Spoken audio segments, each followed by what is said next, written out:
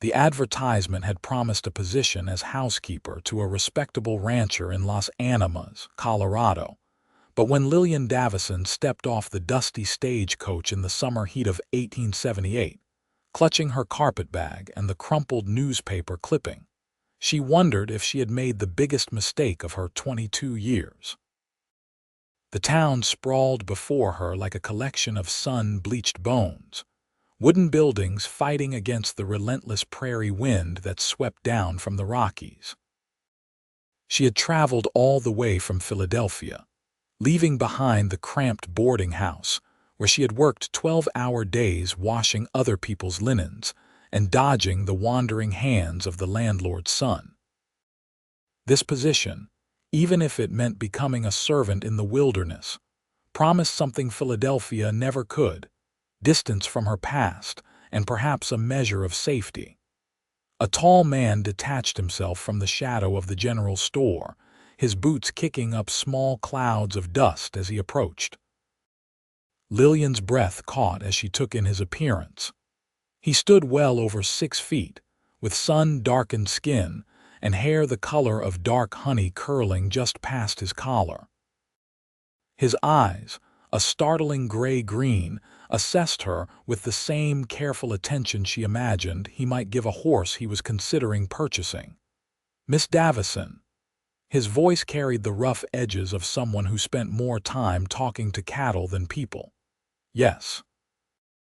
She straightened her spine, determined not to show how the long journey had exhausted her. "You must be Mr. Yates, Granger Yates." He reached for her carpetbag, and she noticed the calluses on his hands, the way his shoulders filled out his worn cotton shirt. "Welcome to Las Animas." "I hope the journey wasn't too difficult." "It was manageable." A lie. The stagecoach had lurched and swayed for days. Her fellow passengers had been either surly or overly familiar, and she had subsisted on stale bread and questionable water. But complaining would not start this arrangement on the right foot. Granger loaded her bag into a wagon hitched to 2 sturdy horses. He helped her onto the bench seat with a courtesy that seemed at odds with his rugged appearance. As they rolled out of town, Lillian studied the landscape. The Arkansas River glinted in the distance, cottonwoods marking its path through the grassland. The mountains rose to the west, their peaks still holding snow even in July. "The ranch is about 8 miles out," Granger said, his eyes on the road ahead. "Not much to look at, but it is honest work and clean living." Lillian nodded, her hands folded in her lap. She had read the advertisement so many times she had memorized it. "Wanted, respectable woman for household position, room and board provided. Must be of good character and strong constitution." The words had seemed like a lifeline when she had found them in the discarded newspaper.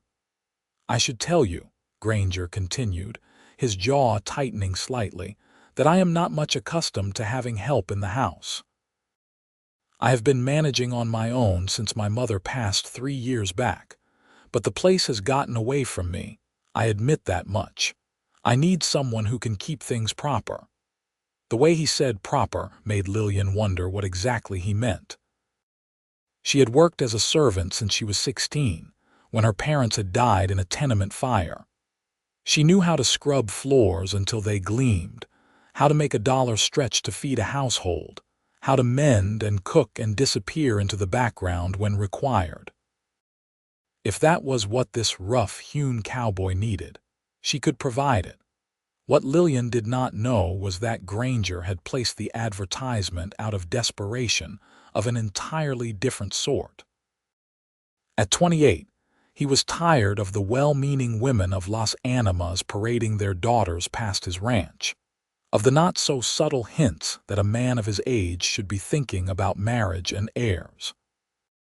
The ranch was his life, carved out of the Colorado prairie with his own sweat and determination, and he had no intention of letting some delicate town girl disrupt it. A housekeeper, he had reasoned, would quiet the gossips and free him from the domestic chores that ate into his working hours. He had never expected someone like Lillian.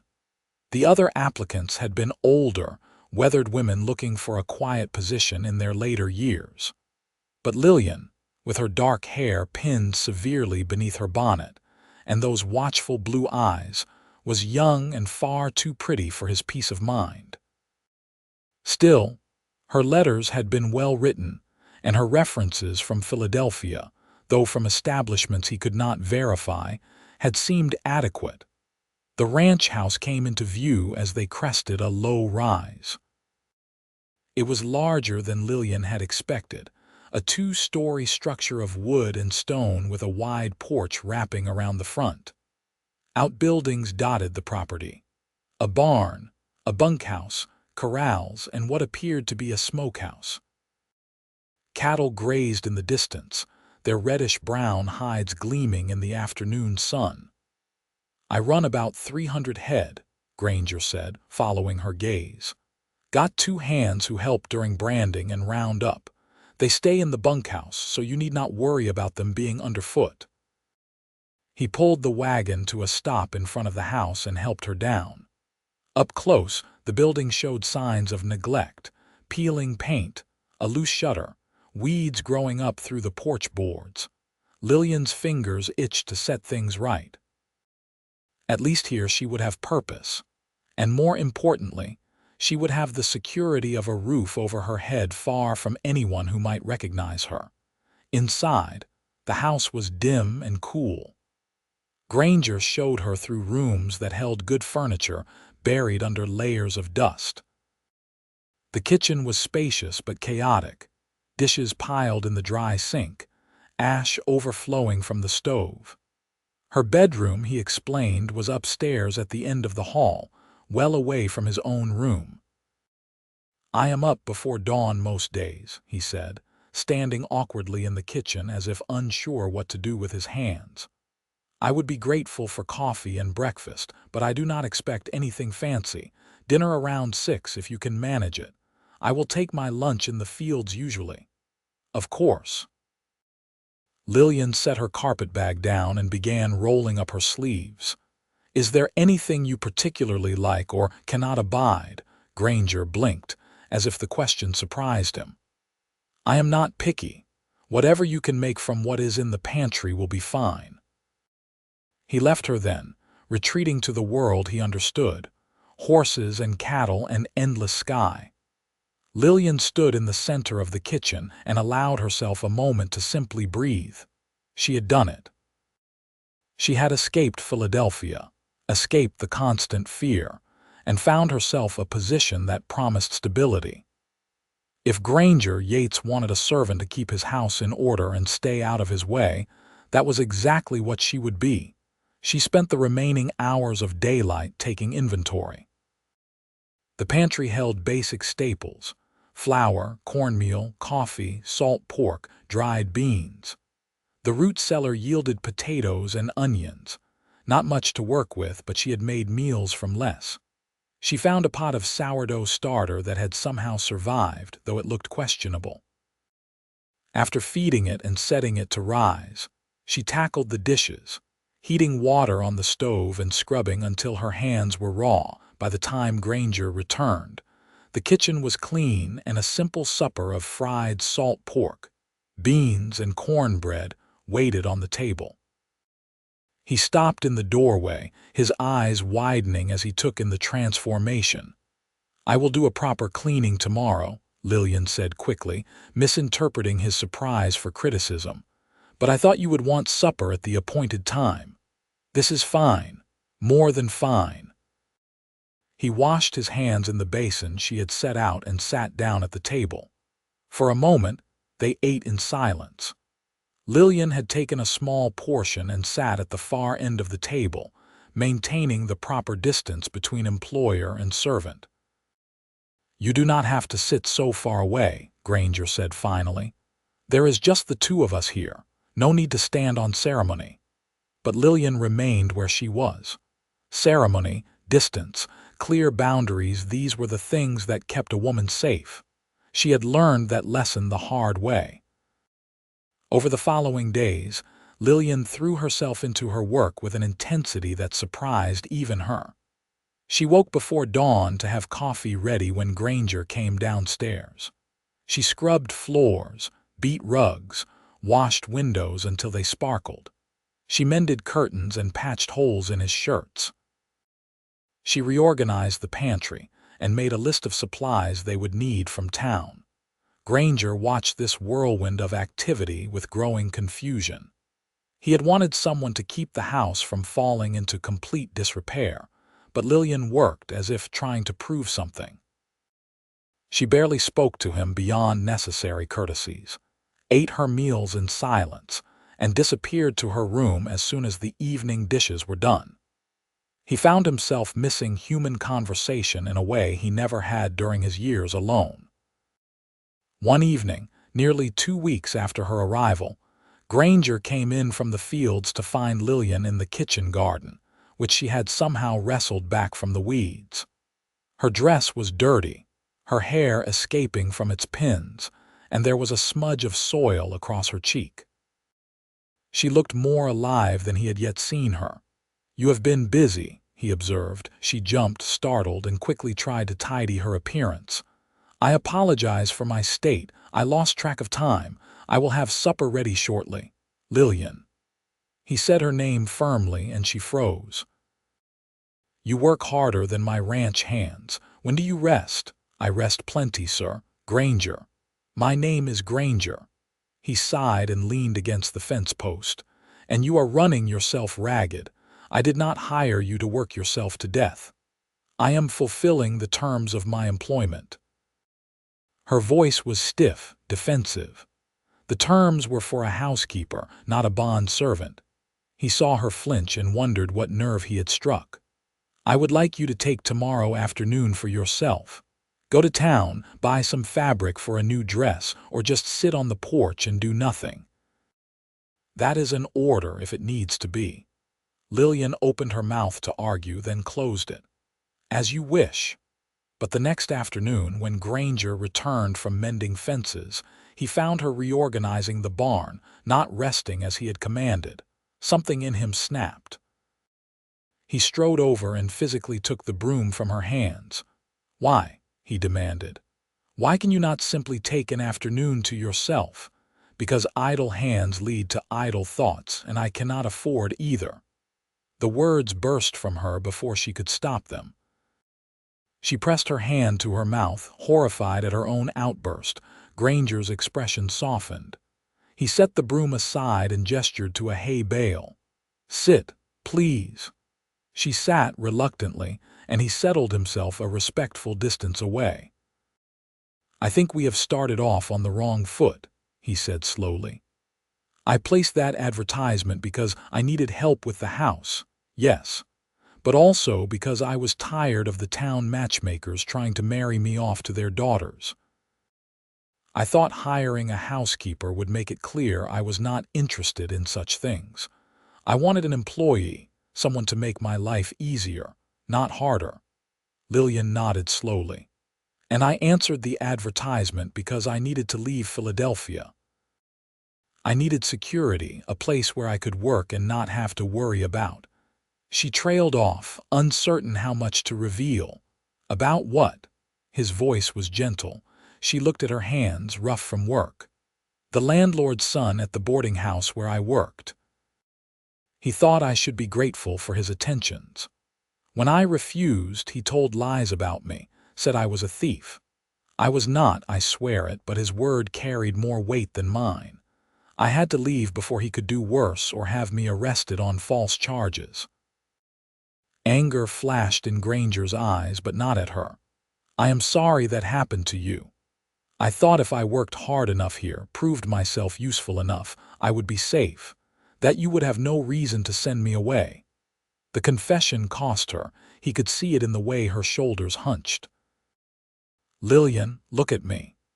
He waited until those blue eyes met his. "You are safe here, and you do not have to work yourself to the bone to earn your place. You earned that when you came all this way on faith.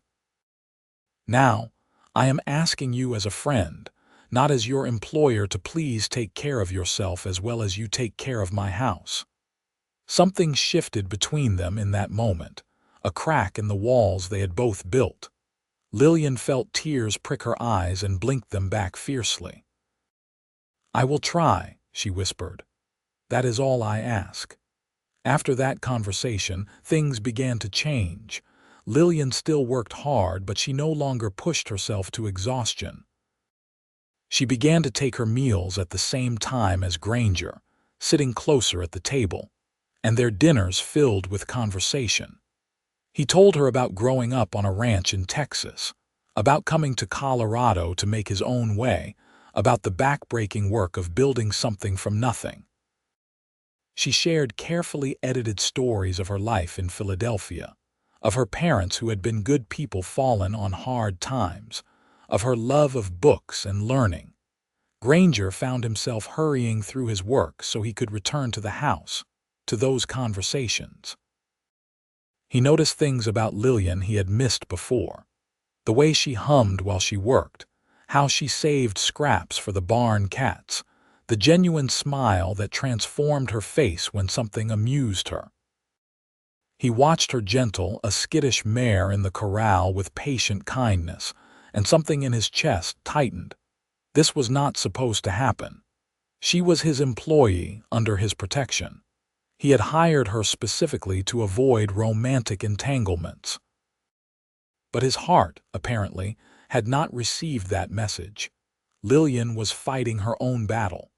She had promised herself never to trust a man again, never to put herself in a position where someone could hurt her. But Granger was nothing like the landlord's son. He was patient and kind, respectful of her boundaries. He listened when she spoke as if her words mattered. When he smiled at her across the dinner table, her heart performed acrobatics she had thought it incapable of. She told herself it was gratitude, nothing more. He had given her security, a home, and safety. These feelings would pass. They did not pass. August brought scorching heat and the need for roundup. Granger hired on 3 additional hands temporarily, which meant more cooking and more laundry. Lillian rose to the challenge, though the work was exhausting. She made enormous quantities of food, kept coffee constantly brewing, and tried to ignore the appreciative looks some of the hands gave her.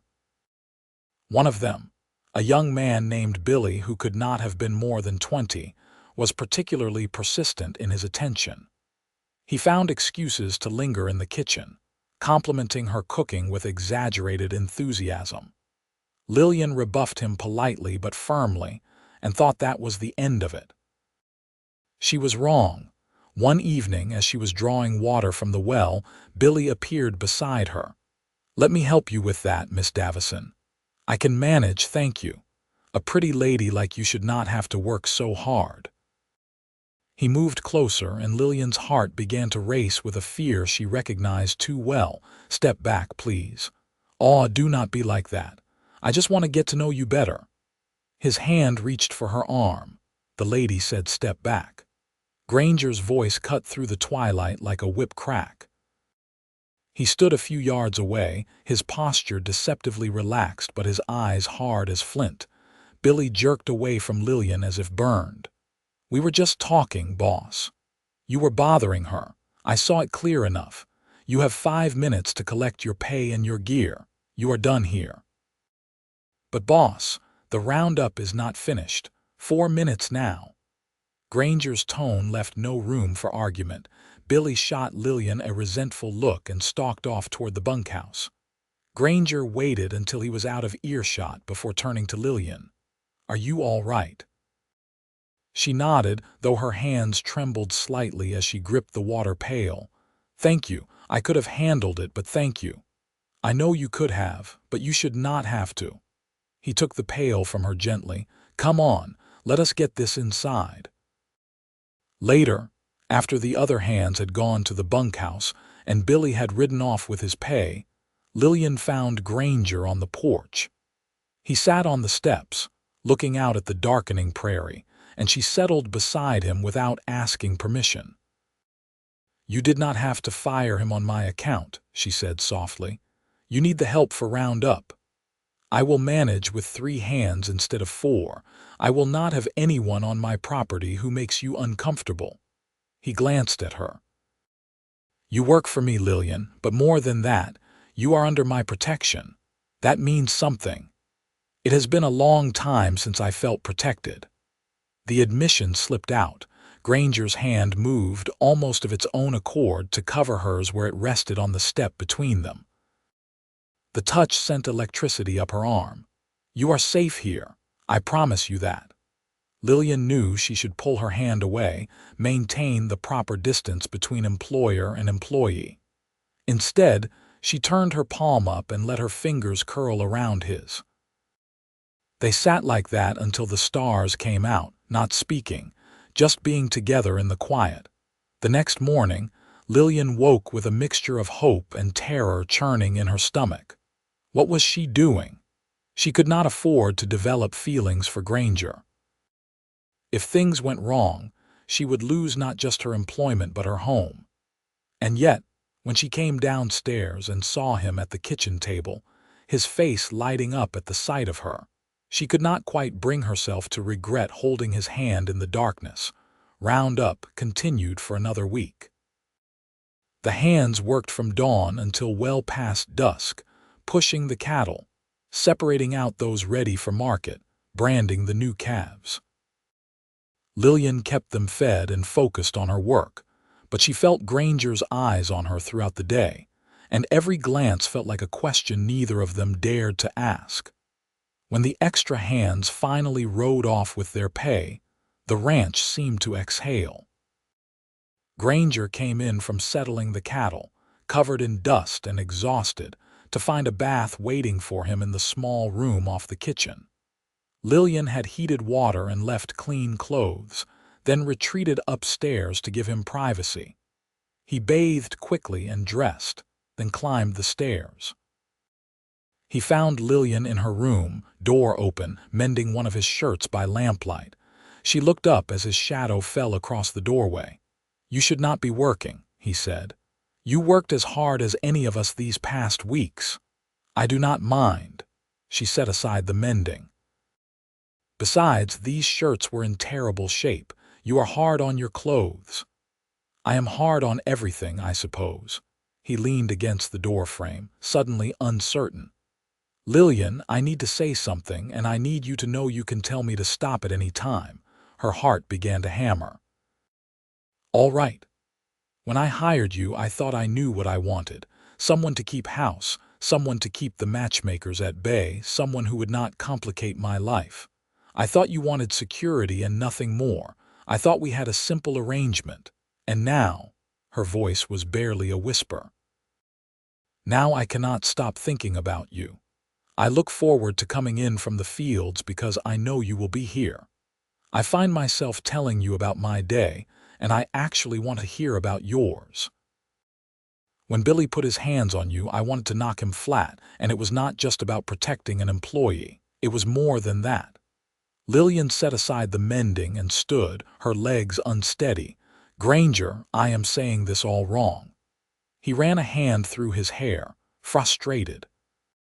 "What I mean is, I think I am falling in love with you, and I need to know if there is any chance you might feel the same, or if I should stop these feelings right now before I make a complete fool of myself." The room seemed to hold its breath. Lillian thought of all the reasons she should refuse, should protect herself, should keep the safe distance between employer and employee. Then she thought of his kindness, his respect, the way he saw her as a person rather than an object to be used.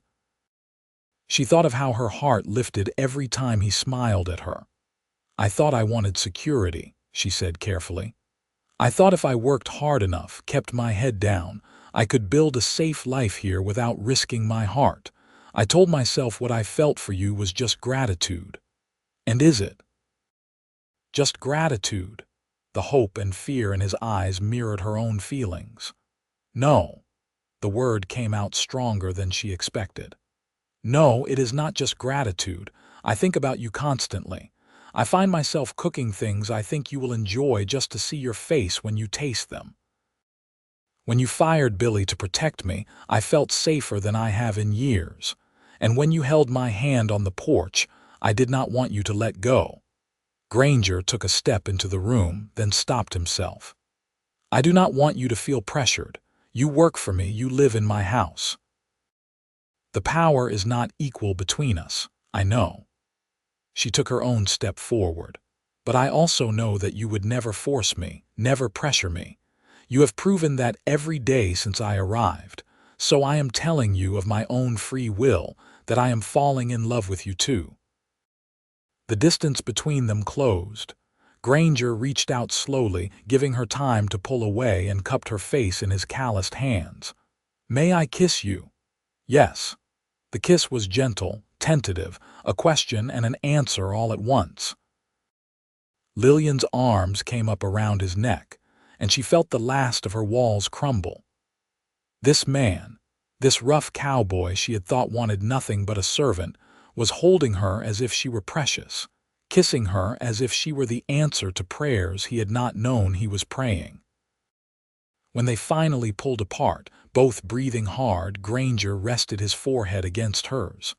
"I do not know how this works. I have never courted anyone before, neither have I." Lillian laughed shakily. "I suppose we figure it out together. That sounds good." He pulled back enough to look into her eyes.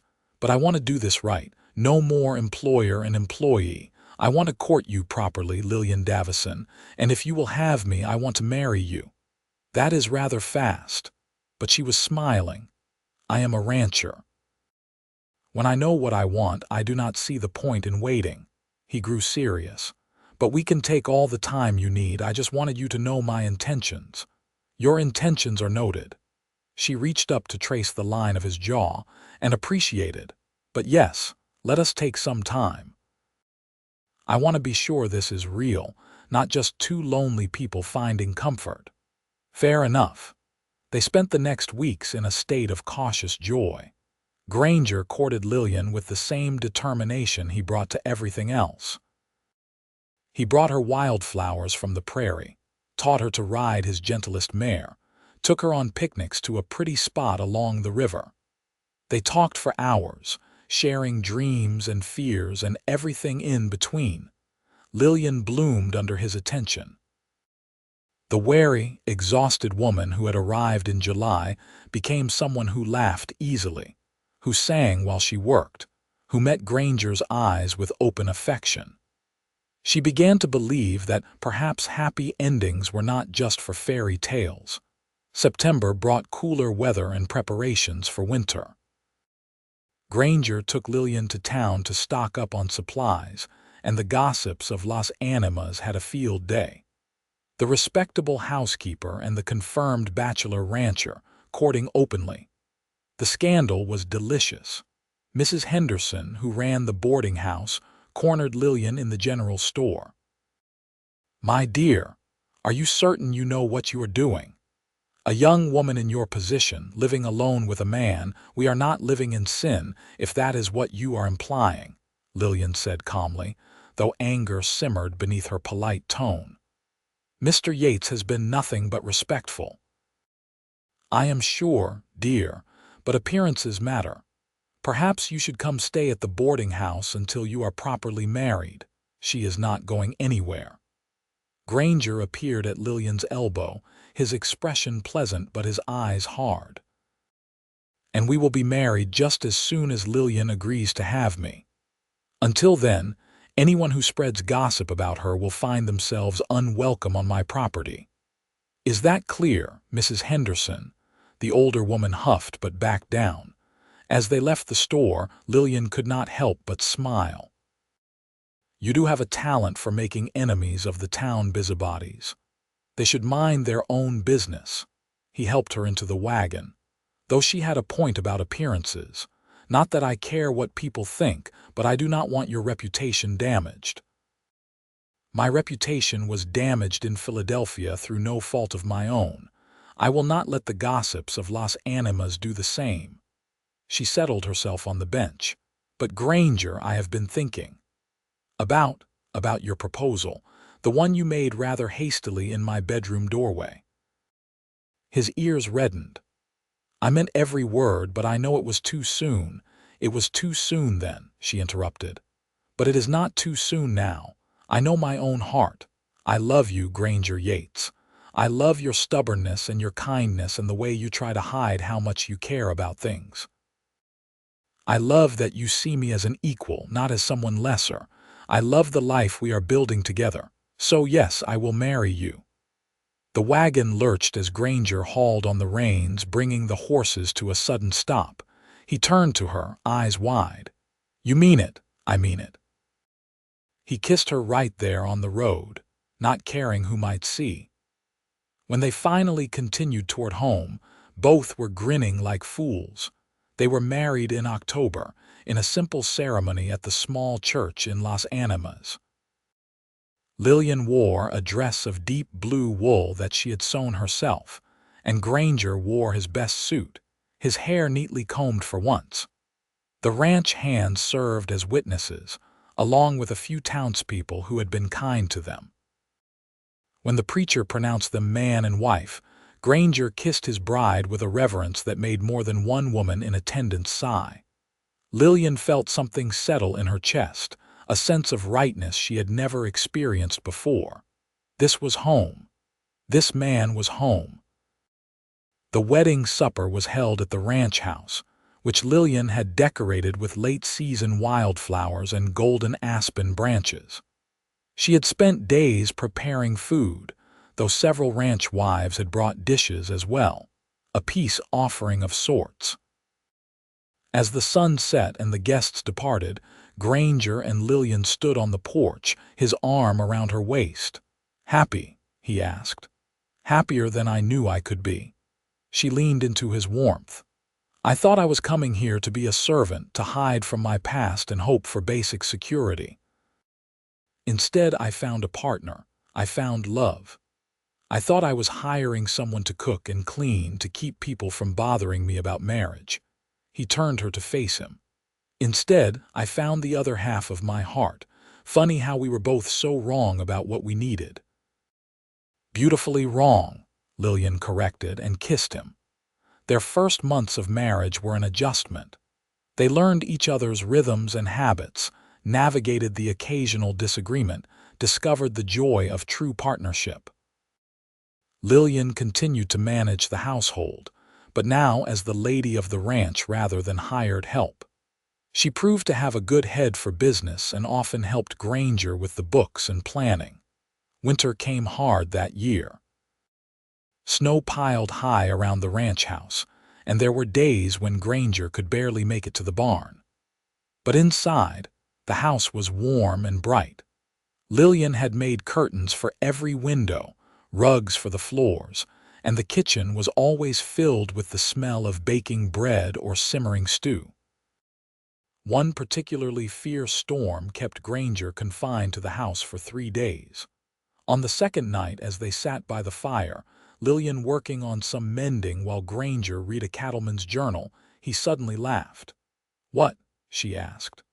"I was just thinking about that advertisement I placed. Wanted, respectable woman for household position.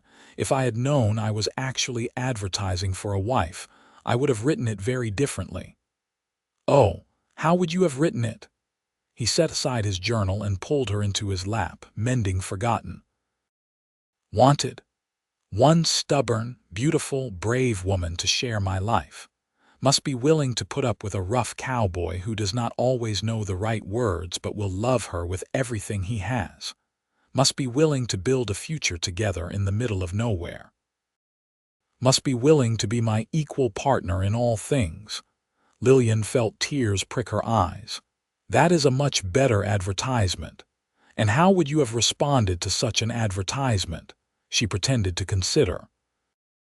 "I would have written, former servant, current woman of independent mind, seeks partnership with honest man. Tired of being seen as less than. Wants to be valued for mind as well as work. Wants love, respect, and a place to belong. References available upon request." "We would have found each other anyway," Granger said softly. Somehow, someway, we were meant to be. I believe that too. Spring brought new life to the ranch. Calves wobbled after their mothers, the prairie erupted in wildflowers, and Lillian discovered she was pregnant. She told Granger one evening as they sat on the porch, watching the sunset paint the mountains gold and pink. "Are you certain?" His hand had immediately gone to her still flat stomach, protective and awed. "As certain as I can be. I think the baby will come in late fall." He pulled her close and she felt him trembling. "I am going to be a father. You are going to be a wonderful father." She covered his hand with hers. "This child will be so loved." "Yes." His voice was thick with emotion. "So very loved." The pregnancy progressed smoothly, though the summer heat made Lillian uncomfortable. Granger fussed over her constantly, trying to make her rest, bringing her cold drinks, insisting she stay in the shade. She tolerated his hovering with amused patience, knowing it came from love. In November, as the first snow began to fall, Lillian went into labor. Granger rode through the storm to fetch the midwife from town, a capable woman named Mrs. Rodriguez, who had delivered half the babies in Las Animas County. The labor was long and difficult, and Granger wore a path in the kitchen floor with his pacing. Finally, just before dawn, a baby's cry split the air. Mrs. Rodriguez emerged from the bedroom, smiling. "You have a son, Mr. Yates, a big, healthy boy, and your wife is asking for you." Granger took the stairs 3 at a time. Lillian lay in their bed, exhausted but radiant, holding a tiny bundle. When she saw him, her face broke into a tired smile. "Come meet your son." He approached almost reverently and looked down at the small, red face. The baby had a shock of dark hair and was making small, snuffling sounds. "He is perfect. He is ours." Lillian shifted the baby so Granger could hold him. "I thought we could name him after your father. You said his name was Thomas." "Thomas Yates." Granger tested the name, then nodded. "It is perfect. He is perfect. You are perfect." He bent to kiss her forehead. "Thank you for what? For coming to Colorado, for taking a chance on a rough cowboy, for making me happier than I ever dreamed possible. For this." He looked down at his son, wonder written across his features. Lillian reached up to touch his face. "Thank you for seeing me, for valuing me, for loving me exactly as I am." As the sun rose over the snow-covered prairie, the little family settled together, beginning their next chapter. The years that followed were full of the joys and challenges that come with raising children and running a ranch.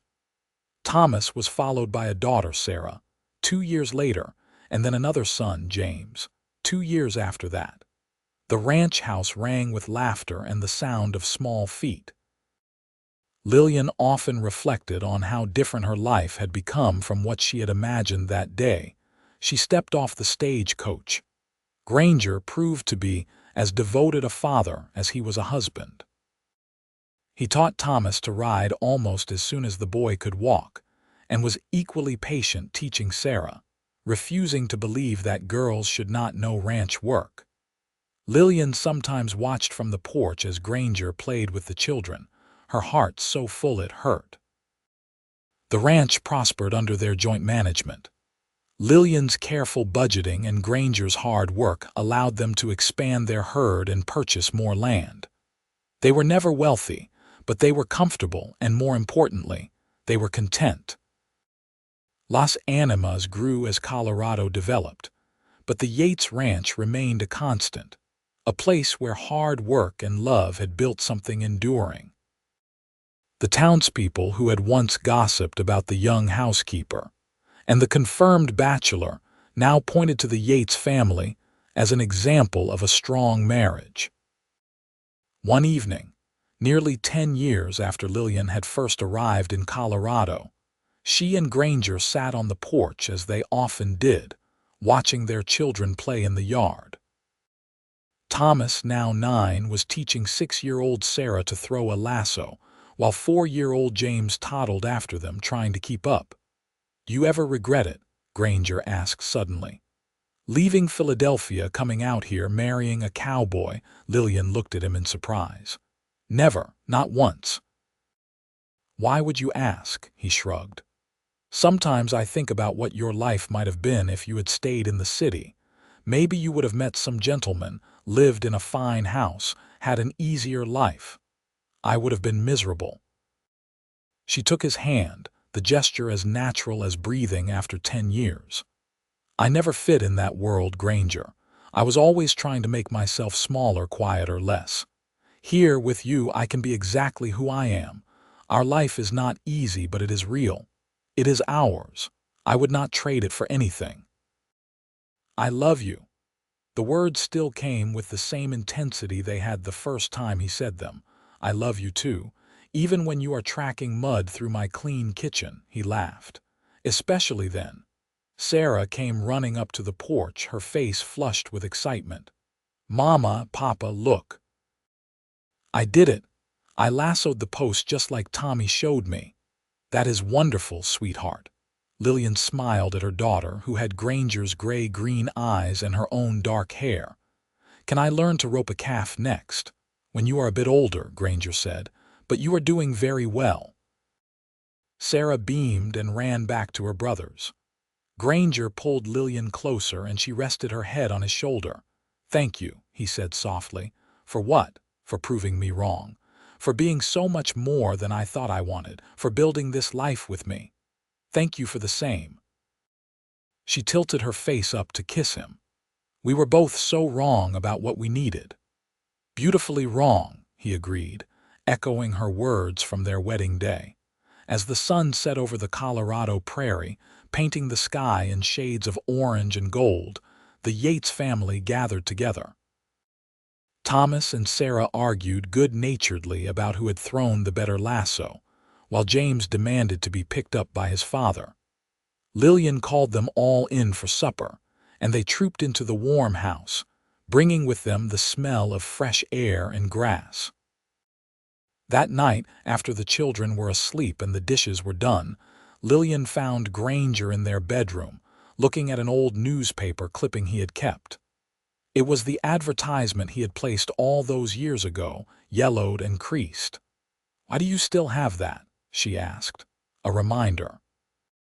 He handed it to her. "Of how little I knew about what I needed. I thought I wanted someone to keep house and leave me alone. Instead, I got a partner, a best friend, the love of my life, and a family. Best mistake I ever made." Lillian read the faded words. "Wanted. Respectable woman for household position.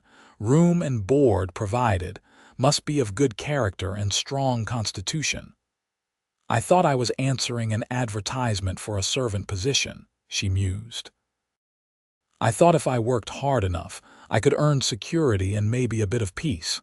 I never imagined I would find home. Do you still have your copy, of course?" She retrieved it from her jewelry box where she had kept it safe. The paper was even more worn than his, handled many times during her journey west. He took both clippings and placed them side by side on the dresser. "We should frame these. A reminder to our children that sometimes the best things in life come from taking risks, from being open to possibilities we never imagined, and from being beautifully wrong about what we think we want." She wrapped her arms around him, and he held her close. "I was so certain I had my life figured out," Granger murmured into her hair. "I had my ranch, my independence, my carefully planned future. Then you stepped off that stagecoach and everything changed. I was so certain I needed to protect myself, to never trust again, to accept whatever scraps of security I could find." Lillian pulled back to look into his eyes. "Then you showed me what real partnership looks like, what real love looks like." They stood like that for a long moment, holding each other in the lamplight. Two people who had found in each other exactly what they needed, even though it was nothing like what they thought they wanted. The years continued to pass, marked by the changing seasons and the rhythms of ranch life. Thomas grew into a young man with his father's love of the land and his mother's quick mind. He took on more responsibility at the ranch, and Granger knew that when he was gone, the land would be in good hands. Sarah proved to have a gift with horses that surpassed even her father's. By the time she was 15, ranchers from 3 counties away were asking her to train their difficult horses. She also inherited her mother's independence and her father's stubbornness, a combination that both delighted and occasionally frustrated her parents. James was the dreamer of the family. He loved the ranch but also loved books and learning. Lillian encouraged this, teaching him everything she knew and ordering books from back east. Granger supported it too, knowing that not every son was meant to be a rancher, and that was all right. When Thomas turned 20, he married a sweet-natured girl from town named Mary. The wedding was held at the ranch, and as Granger walked with Lillian through the celebrating crowd, he felt the circle of life turning. "Our boy is all grown up," he said, a touch of melancholy in his voice.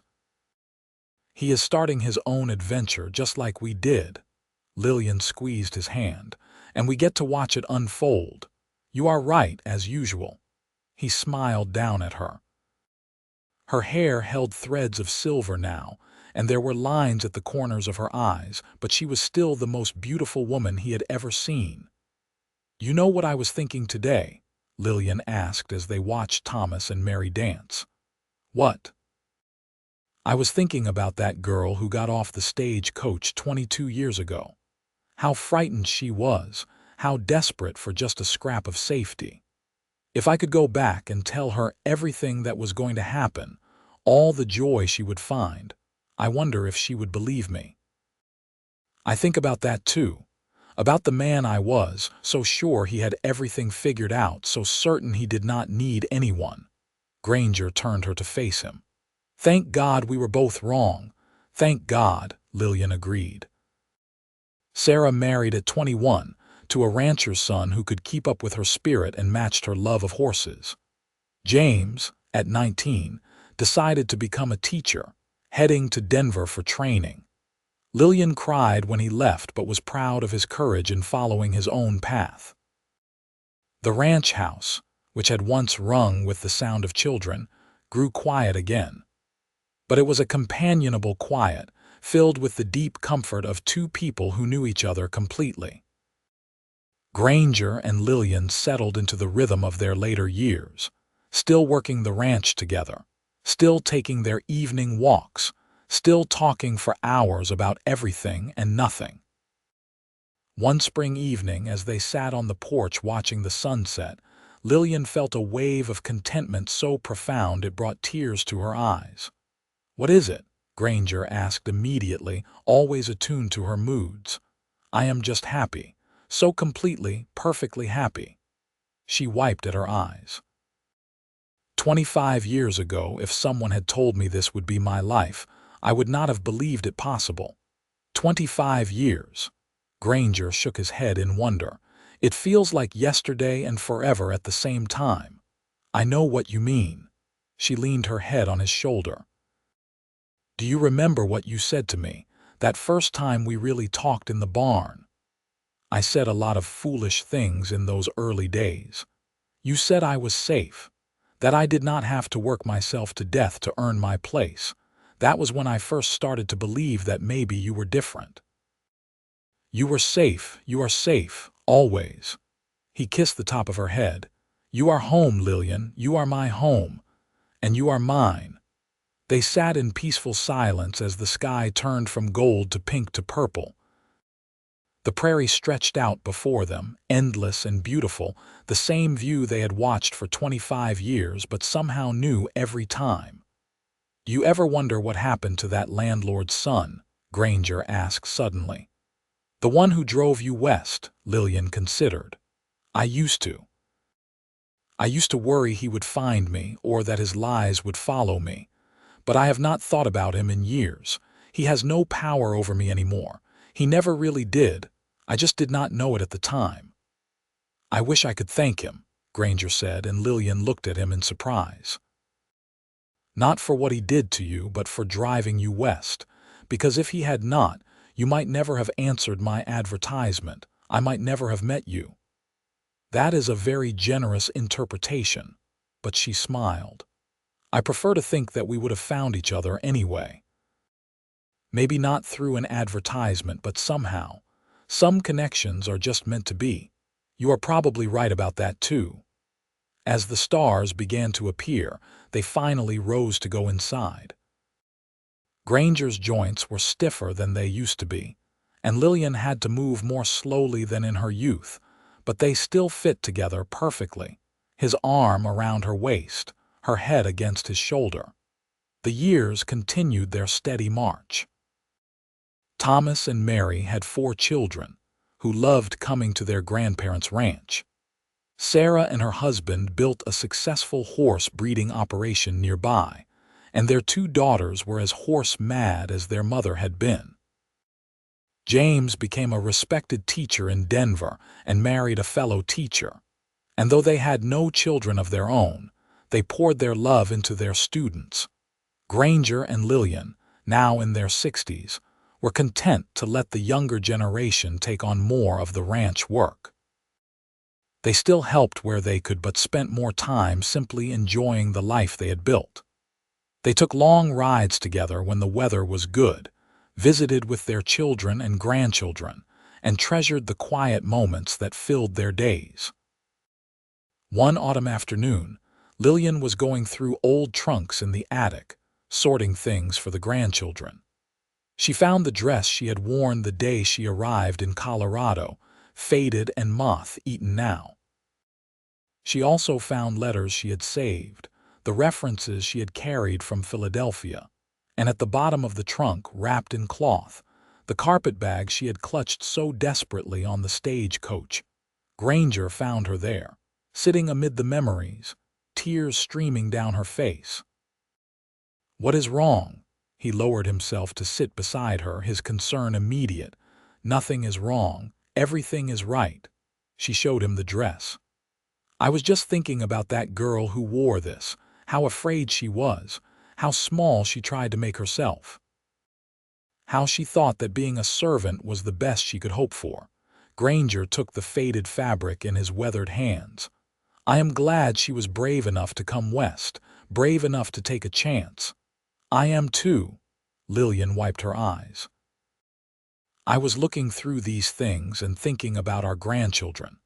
They are growing up in a world where they are valued and loved and told they can be anything. They will never know what it is like to be desperate and powerless the way I was. That is our legacy," Granger said softly. "Not just the ranch, not just the land, but the love we have built here, the family we have created, the knowledge that we took our broken pieces and made something beautiful." "We were both so wrong," Lillian said, a phrase they had repeated often over the years. "About what we wanted, about what we needed." "Beautifully wrong," Granger completed the thought, also familiar. They sat together in the dusty attic, surrounded by the artifacts of their life, and felt the weight of their years together settle around them like a comfortable blanket. That evening they had the whole family over for dinner. It took some coordinating, but Thomas and his family, Sarah and hers, and even James and his wife came down from Denver. The house was full of noise and laughter, children running through the rooms, babies crying, adults talking over each other. Lillian stood at the stove, directing the organized chaos of getting food on the table, and felt a hand slip into hers. She looked down to see her youngest granddaughter, Thomas's daughter Emma, who was 6. "Grandma, how did you and Grandpa fall in love?" Emma asked with the directness of children. Lillian smiled and lifted Emma onto a stool so she could help stir the gravy. "That is a long story, sweetheart." "I like long stories." "Well, I came to Colorado on a stagecoach a very long time ago. I was looking for a job and your grandpa had advertised for a housekeeper." "What is a housekeeper?" Someone who cooks and cleans and takes care of a house. I thought that was all I would ever be, someone who worked for other people. And your grandpa thought that was all he wanted, someone to work for him so he could focus on his ranch. But that is not what happened, Emma guessed. No, that is not what happened. We fell in love instead. We both thought we knew what we wanted, but we were wrong. And being wrong turned out to be the best thing that ever happened to us. Granger appeared in the kitchen doorway, drawn by his wife's voice. Are you telling stories about me? Only the true ones, Lillian teased. Emma looked between her grandparents. Grandma says you were wrong, but it was good. The best kind of wrong, Granger confirmed.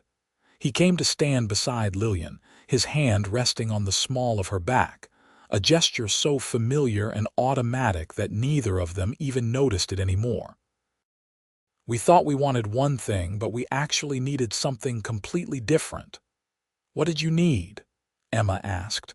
Granger and Lillian looked at each other, a lifetime of understanding passing between them. Each other, they said in unison. Dinner that night was raucous and wonderful. The table barely fit everyone, and they had to bring in benches from the barn. Food was passed, stories were shared, and the house felt alive in a way it had not in years. Granger looked around at his children and grandchildren, at the family that had sprung from that chance advertisement and Lillian's desperate answer, and felt his heart swell with gratitude. After the younger children had been put to bed, and the older family members sat on the porch enjoying the cool evening air, Thomas raised his glass. A toast to Ma and Pa for showing us what real love looks like, for building a home that we are all grateful to be part of. For being wrong in exactly the right way. To being beautifully wrong, Sarah added. To being beautifully wrong, everyone echoed. Lillian felt Granger's hand find hers under the table, and she squeezed it tightly. They had been given so much more than either of them had dared to dream. Not just love, not just family, but a life built on mutual respect, genuine partnership, and the willingness to be vulnerable enough to let the other in. As the evening wound down and the family began to head to their respective homes, Granger and Lillian stood on the porch, waving goodbye. When the last wagon had disappeared down the road, Lillian turned to her husband. "What are you thinking about?" she asked. "That advertisement, that damn advertisement that changed everything." He shook his head in wonder. "If I had worded it differently, if you had not seen it, if you had chosen a different position in a different town, but I did see it. I did choose it. We did find each other." She took both his hands in hers, "and I have spent the last 43 years being grateful for it." 43 years, Granger marveled at the number, "and I love you more now than I did the day we married. I love you more too, which seems impossible, but it is true." She reached up to touch his weathered face. "You gave me everything I did not know I needed, a home, a partnership, a voice. The freedom to be fully myself. You gave me the same. I thought I wanted to be left alone with my ranch. I thought I had everything figured out. You showed me that the best parts of life are the ones we do not plan for, the surprises, the beautiful mistakes." They stood in the darkness, holding each other as they had thousands of times before. The prairie wind whispered around them, carrying the scent of sage and grass and the promise of another day. "No regrets?" Lillian asked softly. "Not a single one." Granger kissed her forehead. "You." "Only that I did not find you sooner. But even that is not really a regret, because every moment of my life, even the hard ones, led me to you, to this, to us."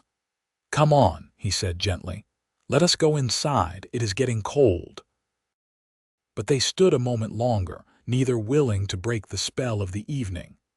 Above them, stars scattered across the vast Colorado sky, the same stars that had witnessed their first conversation, their first kiss, their first night as husband and wife, and every night since. Finally, they went inside, into the house that had transformed from a neglected bachelor's dwelling into a warm home full of love and memories. The kitchen where Lillian had made her first nervous dinner for Granger. The parlor where they had sat by the fire on countless winter evenings. The bedroom where their children had been born.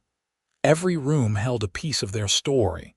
As they prepared for bed, moving in the comfortable rhythm of decades together, Lillian found herself humming.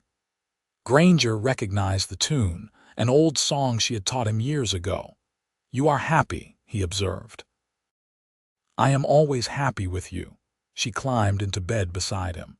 "But yes, tonight especially. Seeing all our family together, seeing the life we have built, it just fills me with joy." Granger pulled her close, and she nestled into the curve of his body, fitting perfectly as she always had. "We did good, did we not? With the children, the ranch, all of it. We did very good." She yawned. "We took our second chances and made something beautiful.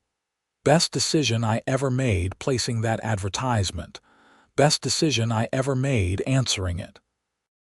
They drifted off to sleep. Two people who had been beautifully wrong about what they wanted and had found in their mistake the greatest gift of all. True love, built on respect, partnership, and the willingness to see each other fully. The ranch continued to thrive under Thomas's management, and Granger and Lillian enjoyed their role as elder statesmen of the family. They celebrated birthdays and holidays, welcomed new grandchildren, and mourned when old friends passed. They grew older together, their steps slower but their love as strong as ever.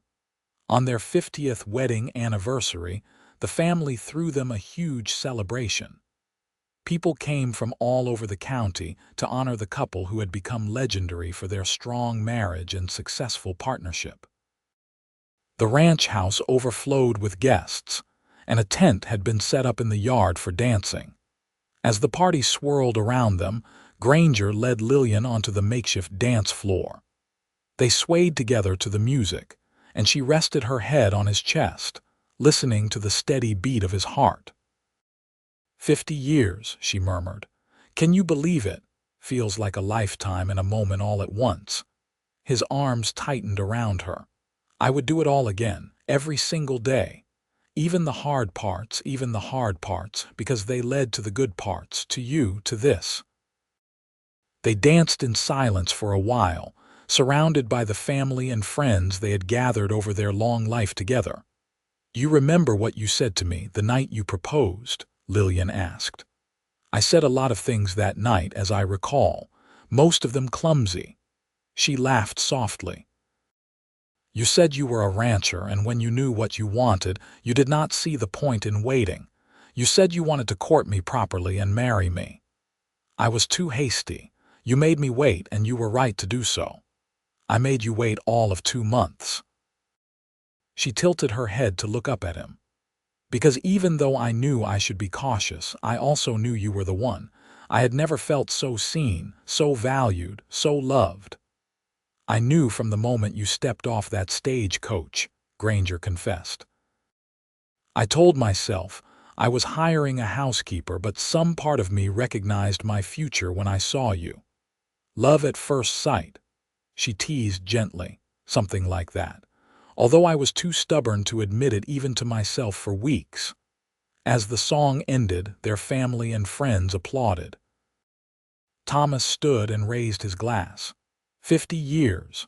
50 years of showing us what love should look like, what partnership means, what commitment truly is. Ma, Pa, thank you for everything. The toast was echoed around the tent, and Lillian felt tears slip down her cheeks. Granger gently wiped them away with his thumb, a gesture he had performed countless times over their years together. Later, after the guests had gone home and the ranch was quiet again, Granger and Lillian sat on their porch, as they had done thousands of times before. The night was clear, and the Milky Way stretched across the sky in a river of light. "I have been thinking," Granger said slowly, about that first day you arrived. How I almost turned you away because you were young and pretty and I thought you would be too much trouble. He shook his head. I was an idiot. You were cautious. We both were. Lillian took his hand. We had both been hurt in different ways. We both thought we knew what we needed. Thank God we were willing to be wrong. Thank God for beautiful mistakes. They sat in companionable silence, watching the stars wheel overhead. After a while, Lillian spoke again. You know what I am most grateful for? What? That I got to spend my life with my best friend. That every morning I woke up next to someone who saw me as an equal. That I got to raise children with a man who valued my mind as much as my heart. That I got to grow old with someone who made me laugh and held me when I cried and never, not once, made me feel less than. Granger's voice was thick with emotion when he responded. You gave me all the same things. You took a stubborn, lonely cowboy and taught him how to be a husband, a father, a partner. You made my life immeasurably richer. I cannot imagine having walked this path with anyone but you. As the night grew late, they finally rose to go inside. At the door, Lillian paused and looked back at the prairie stretching away into darkness. Sometimes I think about that scared girl who showed up here with nothing but a carpetbag and desperate hope. I wish I could tell her it all worked out, that she found not just security, but joy. Not just a job, but a calling. Not just an employer, but a soulmate. She is still part of you, Granger said softly. That bravery, that hope, that willingness to take a risk on an uncertain future, those are the qualities that made you who you are, the woman I fell in love with. And you, Lillian turned to face him. That rancher who thought he wanted to be left alone. That man who placed an advertisement for a servant and got a wife instead. He is still part of you too, still stubborn, still fiercely independent, still surprising me with your tenderness. They kissed there in the doorway, a gentle meeting of lips worn smooth by years of such kisses, and then went inside to the life they had built together. Their last years were peaceful. They spent their days in quiet contentment, helping where they could on the ranch, but mostly leaving the work to the younger generation. They read together by the fire, took slow walks when the weather was good, and treasured their time with grandchildren and the great-grandchildren who began to arrive. When Granger fell ill in his 78th year, Lillian nursed him with the same dedication she had brought to everything in their life together. When it became clear he would not recover, she climbed into bed beside him and held his hand. I am not ready to let you go, she whispered. I know. I am not ready to go either. His voice was weak, but his grip on her hand was still strong. But what a life we had, Lillian. What a beautiful life, the best life. Tears streamed down her face. I love you. I have loved you from the moment you defended me from that ranch hand. From the moment you told me I did not have to work myself to death to earn my place. I have loved you through every single day we have shared. And I have loved you. From that first moment, I saw you step off the stagecoach, all prim and proper and trying so hard to be brave. I loved you then, and I love you now, and I will love you beyond this life and into whatever comes next. He passed peacefully that night, surrounded by his family, with Lillian's hand in his. She held him as his breathing slowed and finally stopped, and felt as though part of her soul had been torn away. The grief was immense, a physical weight on her chest. But even in her sorrow, Lillian could not regret a single moment. They had been given 53 years together, 53 years of love and partnership and joy. Not many people could say they had found their soulmate and spent a lifetime with them. The ranch continued under Thomas's care, and Lillian remained in the house she and Granger had made into a home. She spent her days surrounded by family, sharing stories of their grandfather with the great-grandchildren, passing down the history of how a desperate woman and a lonely cowboy had found each other through a newspaper advertisement and built an empire of love. 2 years after Granger's passing, on a warm spring morning, Lillian sat on the porch with her great-granddaughter, little Grace, who was 7. The child had been asking questions about her great-grandfather, and Lillian had been sharing stories. "So Grandpa Granger thought he wanted a servant?" Grace asked, trying to understand. "He thought he wanted someone to cook and clean and stay out of his way. He thought that was what he needed." Lillian smiled at the memory. "And I thought I needed security and nothing more. I thought if I worked hard enough, I would be safe, and that was the best I could hope for. But you both were wrong. We were both beautifully wrong. We thought we knew what we needed, but we actually needed each other. We needed love and partnership and someone who saw us truly." "That is a good story." Grace leaned against her great-grandmother. "A happy story. The happiest." Lillian wrapped her arm around the child. "Remember this, sweet girl. Sometimes the best things in life are the ones we do not plan for. Sometimes being wrong leads us to exactly the right place." That night, Lillian sat at the old desk in the bedroom she had shared with Granger. She pulled out the framed advertisements they had hung on the wall decades ago. She read the words that had changed both their lives. "Wanted, respectable woman for household position." Such simple words. Such profound consequences. She placed the frame back on the wall and climbed into bed, into the space that still somehow held the echo of Granger's presence. As she drifted off to sleep, she thought about the girl who had stepped off the stagecoach 55 years ago, terrified and desperate and hoping for just a scrap of security. That girl had been so wrong about what she needed. And in being wrong, she had found everything. Lillian passed peacefully in her sleep that night, a smile on her face. Her family mourned but also celebrated, knowing she had lived a full and beautiful life and was now reunited with the man she had loved for more than half a century. At her funeral, Thomas stood before the gathered crowd and shared the story his mother had told so often.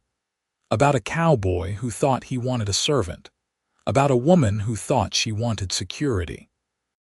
About how they both had been beautifully wrong, and how their mistake had created a legacy of love that would endure for generations.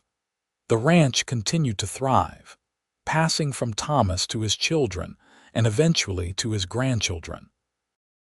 The house remained in the family, carefully maintained, a monument to what Granger and Lillian had built together. On the wall in the bedroom hung the framed advertisements, and every new generation heard the story of how their ancestors had found each other through a simple newspaper notice. The story became legend in Las Animas, told and retold as an example of how love can find you when you least expect it, how being wrong about what you want can lead you to exactly what you need, and how two imperfect people can create something perfect together. Years turned into decades, and still the story endured, because it was a story worth telling. A story about courage and second chances, about seeing beyond the surface to the person underneath, about building a life on mutual respect and genuine partnership. It was a story about a cowboy and a woman who thought they knew what they wanted and discovered instead what they needed.